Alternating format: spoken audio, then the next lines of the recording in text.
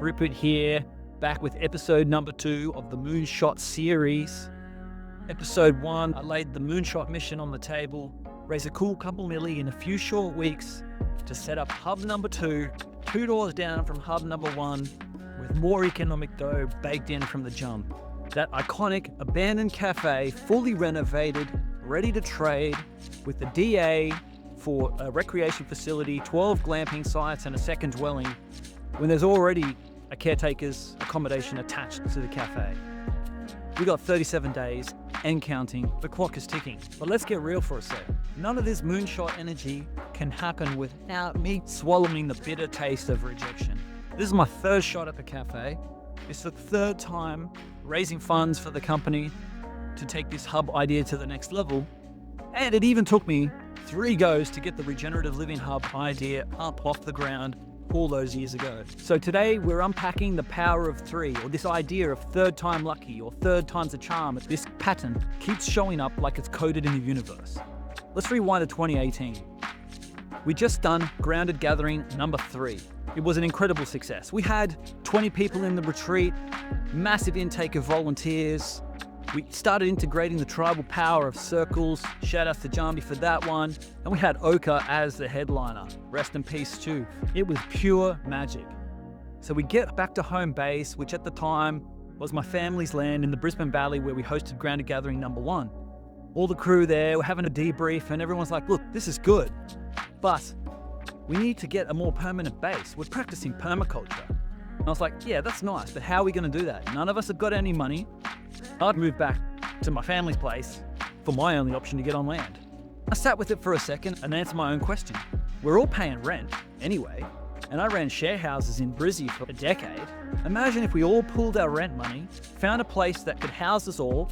Instead of it being a purely transactional relationship with the landlord, we make sure we're on page with the same vision and same values, pay our rent, and they reinvest some of that money back into the place and pay us to build it out. That's the idea of a Regen Living Hub. I thought it was genius. I thought I figured out everyone's problems, and I was going to use the family property as a base. My mother was ready to retire. I put the proposal to her, and she was like, nah. Brought up a lot of trauma related to my father and trust issues with the men and the masculine, deep cultural wounds, probably had my own wounds with not being good enough, all that stuff, right? I was like, okay, no worries. This model can be applied anywhere. Let's find the right site. I spent 3 months aggressively looking. This was shot number 2 of trying to get it going. Nothing stuck. Every lead fizzled. And so I let it go. I was like, okay, it's not the right time. Then 6 months later, April 2019, Didge, one of the founding Grounded members, sent me this ad to rent the farmhouse up the road at the hub. I was like, okay, this looks cool. It's on a community, bit of permaculture vibes, but I want the whole property, not just a house. So let's check it out anyway. I give the landlord my Regenerative Living Hub MOI that I drafted, and he was like, look, Rupes, I've had lots of hippies come through here with their big ideas of community. All of them have failed. So right now, I'm just renting houses and raising kids. I was like, okay, that's cool. This model is based on renting. So let's do that. We'll rent the farmhouse, start to build a relationship, see where it goes. As you can see, it's going well. So version 3 finally stuck of the Regen Living Hub. Now, fast forward to 2022. Owner says, all right, I want to get out, I want to sell, but I like what you're doing, so I'm going to give you the opportunity to raise the money and buy it. I was like, all right, cool. We set up this company, the Regen Living Co, our sister for-profit company, to raise the money, buy the site, and continue the same model that we're doing, where it would lease it to Grounded as we do now. And version 1 got it out there, got a bit of traction, got a few bites, but it didn't really stick. It was a bit too dreamy, a bit too idealistic, not grounded enough. Version 2, the owner comes back to me and says, all right, Rupes, I like what you're doing, and I ask myself, why didn't I jump on board with number 1? If we pivot and have a shit hits the fan focus, I'll be down. So we did that, and got him on board, got a few more people on board, but still not enough to get the site. Now we're at version 3 to raise money for this company to acquire, firstly, the cafe site, and then Cedar Waters down the track. Even with this cafe, 3 shots. Shot number 1, when the sign pops up last July, I put in a super slick but lowball offer to lease it because I knew it'd been sitting there for so long doing nothing. Understandably, the owner goes with a higher cash offer for the lease. 2 months later, when the sign's still up, I call the agent and say, man, what's going on? He's like, well, lease negotiations are taking a while. Owner is still open to offers to sell. I think, okay, we've got the company set up, consult with the investors.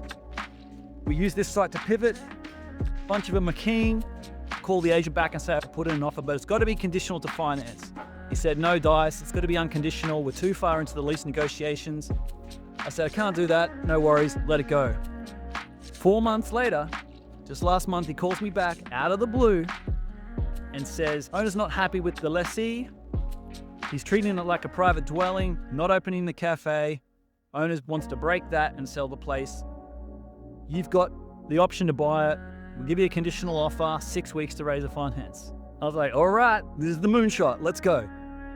See the pattern? The power of 3.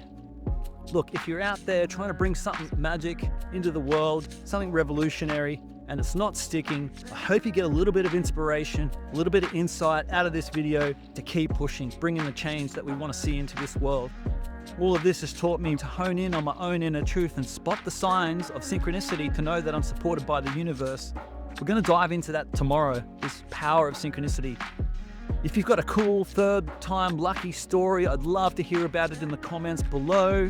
And if this idea of investing in a company that's focused on building out these regenerative living hubs appeals to you, drop a comment or send me a DM. Again, I'll send you a link which gets you instant access to the pitch deck. All right, that's me for today. I'll see you in the next one. Peace.